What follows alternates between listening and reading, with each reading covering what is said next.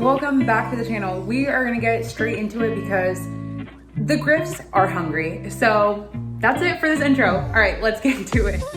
Okay, this is gonna be so easy. Once you guys see this recipe, you're gonna be like, how have I not made this sooner? So I'm gonna add a tiny bit of olive oil in here. Our Instant Pot is set on manual, but don't even worry about that because we're just trying to focus on getting everything in there. So of course, with fajitas, you have onions and peppers. I've told you guys a million times, I pre-chop my onions, so then whenever it comes down to dinners, super quick and easy. So I'm gonna add what would be 1 chopped onion. That looks pretty good. Now for the bell pepper, you can use any color bell pepper that you have. I just have green because they're the cheapest at the grocery store. Then I'm telling you, there is no having to saute anything, sweat it out. We're just throwing it all in here. I have about a half a cup of some cilantro. I'm like very cilantro obsessed, so if you don't like as much, feel free to dial it back, but just don't use parsley. Parsley is disgusting. Then we can add a 1.5 teaspoons of some garlic. I'm just gonna move this just so it's kind of like well blended before I add everything in there. It smells pretty good already. Almost smells like salsa. Then you guys have seen me use this before. I wouldn't buy this again. I've told you guys, okay, maybe so that you guys can actually see. Okay, I listed it up so you guys can actually see. I wouldn't buy this again. I just have it in my freezer, so we're using what we have. But I just mainly wanted this because it's chicken thighs and it goes with the theme of being fajitas.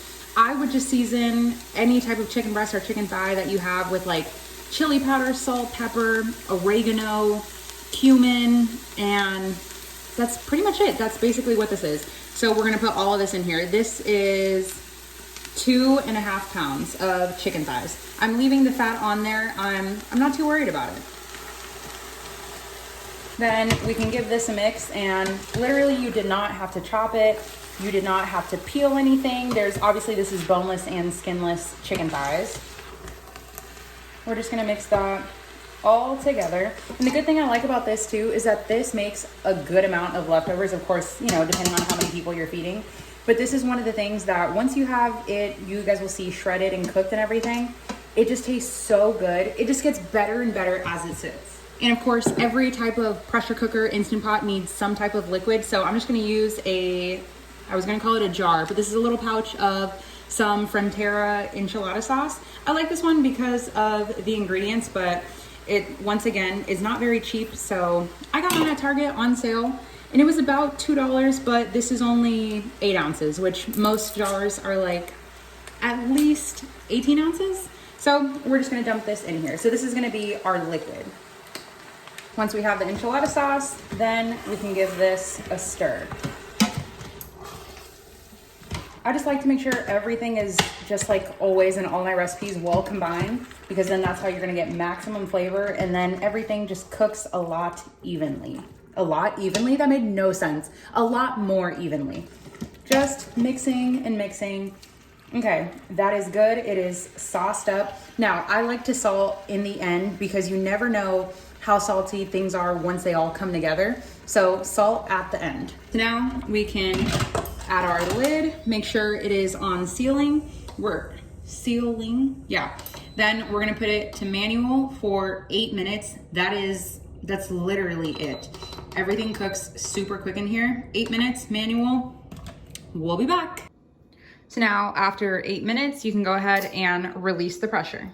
After 8 minutes, everything is nicely cooked, completely cooked, peppers, onions, nice and soft. We're gonna take everything out, but mainly the chicken and the onions. We're gonna try to leave as much broth behind as possible because, of course, we're gonna air fry the tortillas and get everything nice and crispy. And if it's too wet, it won't get as crisp. But if you're not able to get all the liquid out, don't even stress it. So we're gonna take chicken out, shred it in a bowl, but let it cool because it is going to be super hot.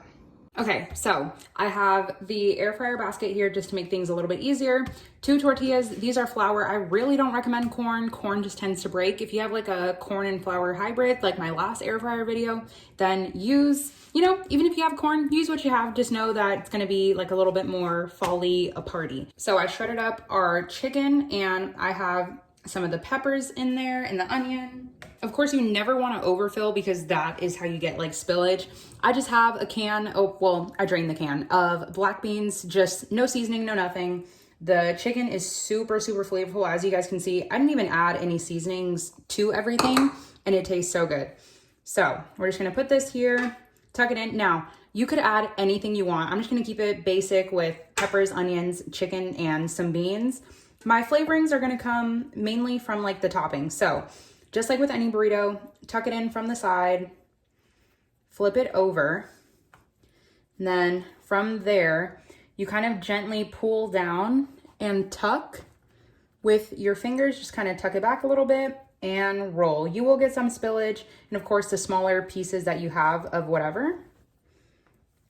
You just roll and press, and then you have this, and you place it seam side down. I could probably fit like 6 in here, but I'm just gonna do 2 at a time because I want them to be crispy whenever we go to eat them instead of them just being soggy. So same thing again, chicken, bean, and same thing. Tuck from the sides, fold it in, and then just do like a swoop over and just pull back. Don't like try to pull it and drag it, but just tuck everything back. If you pull and drag, it's just gonna rip your tortilla. And if it rips, it's fine because it's still gonna taste as good. And there we go, seam side down again. Now, just like with any air fryer recipe, a little bit of spray on top, maybe a little bit more. Then we'll put it in at 400 for 5 minutes. Okay, actually ended up being 8 minutes, but they are nice and rock hard. So if you guys are wondering, the only difference between a chimichanga and a burrito is same form, same filling usually. Everything is the same, except a chimichanga is like a deep fried burrito.